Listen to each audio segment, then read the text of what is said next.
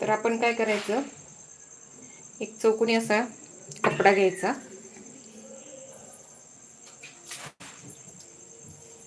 आता सगळे बटन्स आपले एकसारखे येणं गरजेचं आहे.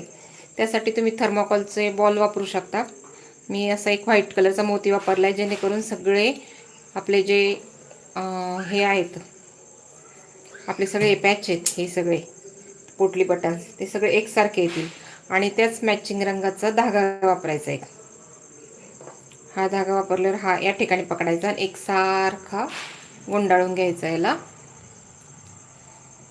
आणि हा गुंडाळल्यानंतर एक त्याला गाठ द्यायची, एक दोन यासारखे. आणि त्यानंतर काय करायचं, मग हे झालं आपलं पोटली बटन तयार. दिसतंय का तुम्हाला? आणि सर्व बटन एकसारखे झाले पाहिजेत आपले. हा खालचा भाग आहे का, हा थोडासा कट करून टाकायचा. हे सुंदर असं आपलं पोटली बटन तयार होतं. बघितलं तुम्ही? आता हे सर्व मी एका